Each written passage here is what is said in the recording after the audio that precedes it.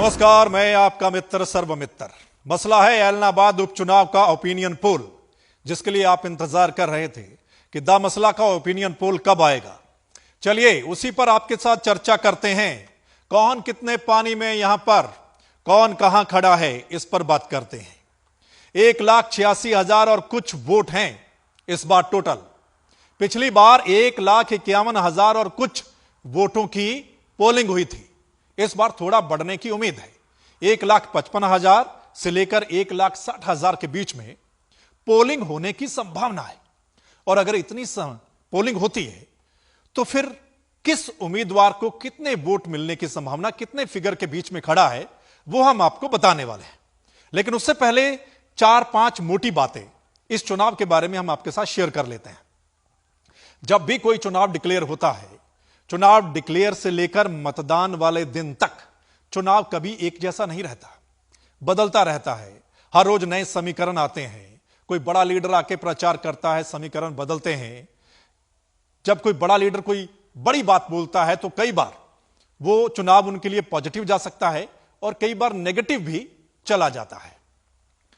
वहीं इस चुनाव को लेकर भी हम बताएंगे कैसे कैसे ये चुनाव अभी तक जो है वो बदला है।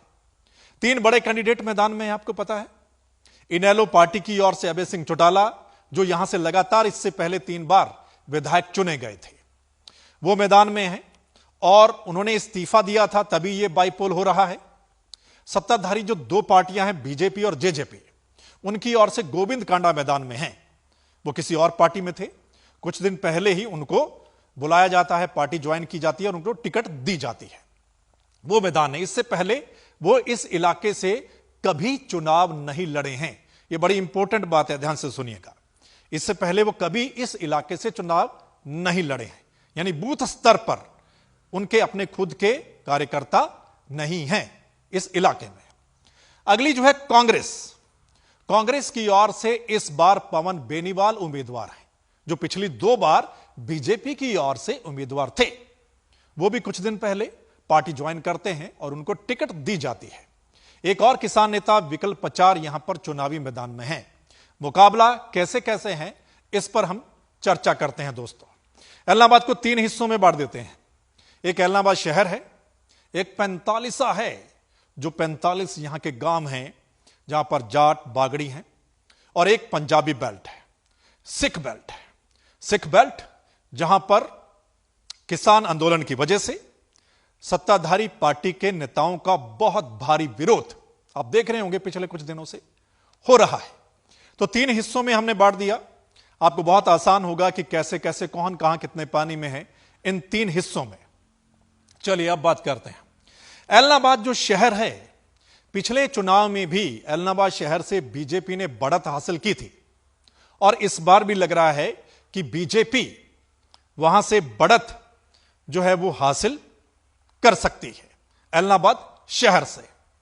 दूसरा है 45 के जो गांव हैं, हालांकि हमने काफी रिसर्च की, काफी वोट अभी साइलेंट है, लेकिन 45 में कहीं ना कहीं बीजेपी और कांग्रेस के बीच में दूसरे नंबर पर आने की होड़ है।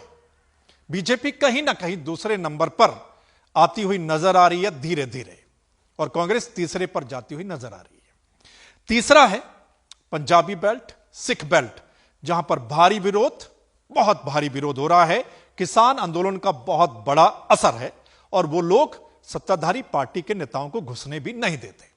वहां पर बीजेपी को बहुत कम वोट मिलने की संभावना है, या यूं कहें कि बीजेपी तीसरे नंबर पर साफ साफ नजर आ रही है।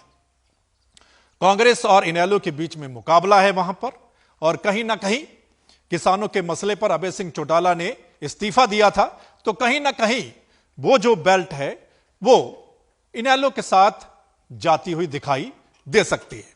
आज समझ गए 3 जो मुख्य पार्ट हैं ऐलनाबाद के, उस पर अब आते हैं जो आप सुनना चाहते हैं कि कौन कितने पानी में है, कौन कहां खड़ा है।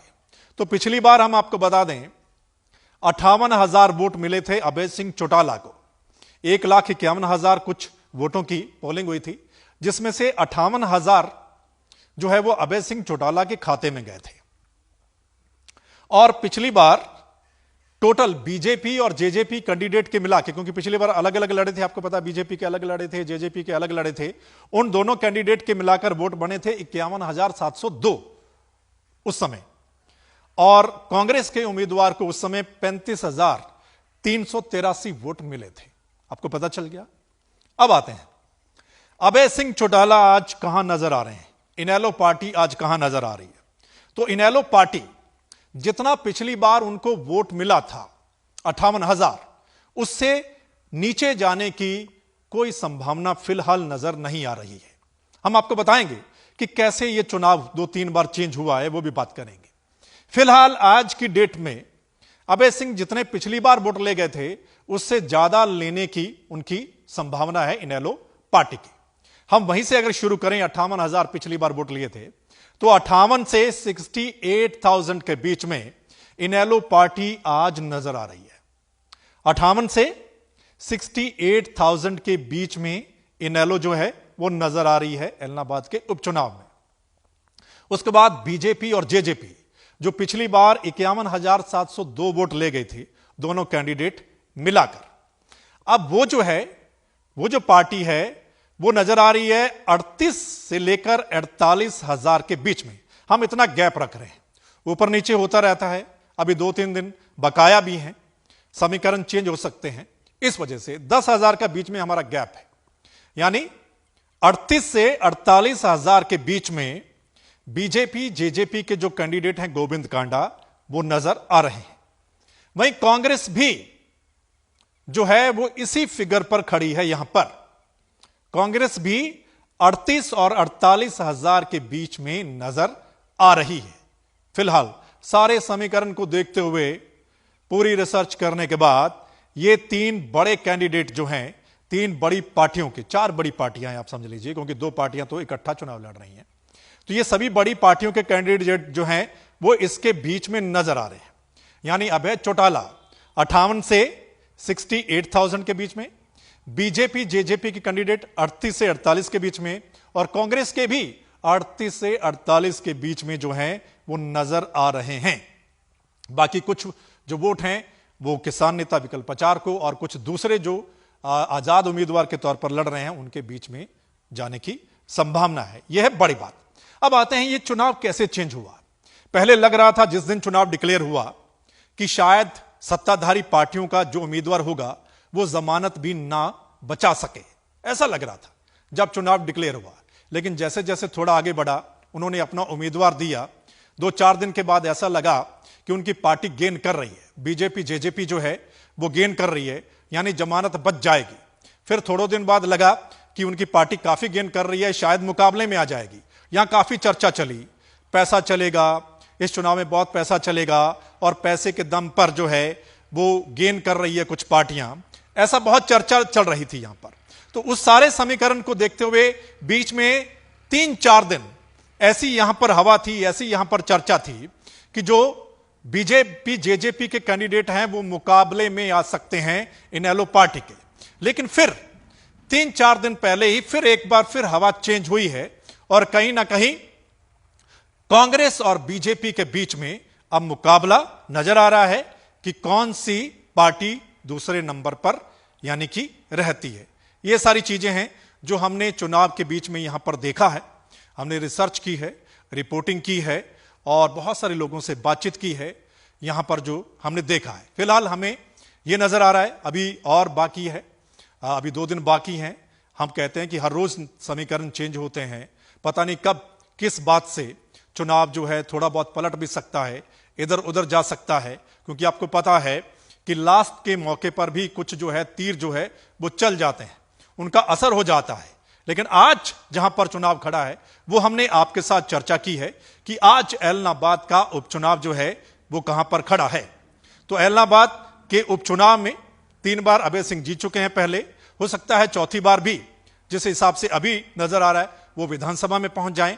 वहीं जो दूसरे 2 कैंडिडेट हैं, अगर वो हारते हैं कांग्रेस के और बीजेपी की, तो ये उनकी हैट्रिक होगी। मतलब इससे पहले वो दोनों कैंडिडेट 2-2 बार चुनाव हार चुके हैं। गोविंद कांडा रानिया से 2 बार हार चुके हैं, और पवन बेनीवाल एलनाबाद से 2 बार हार चुके हैं। तो यह है मामला दोस्तों। इस ओपिनियन पोल पर अब आपकी राय क्या है, आपने हमें बता देना कमेंट करके। आप क्या सोचते हैं इस ओपिनियन पोल के बारे में, एलनाबाद उपचुनाव के बारे में, आपने अपनी राय जरूर देनी है। इस वीडियो को ज्यादा से ज्यादा शेयर कर दीजिएगा ताकि तमाम लोगों तक ये वीडियो पहुंचे और तमाम लोग अपनी राय जो है वो इस पर दे सकें। और अगर आप चाहते हैं कि सही ग्राउंड रिपोर्ट आप लोगों तक पहुंचे तो फिर आपने इस चैनल यानी द मसला को लाइक, सब्सक्राइब, फॉलो जरूर कर लेना है फेसबुक, यूट्यूब पर, ताकि जो हमारा अगला मसला होगा, जो हमारी अगली रिपोर्ट होगी, जो हमारी अगली वीडियो होगी किसी भी बड़े मसले पर, वो आप तक पहुंच जाए। धन्यवाद, नमस्कार, आदाब, सत श्री अकाल, राम राम।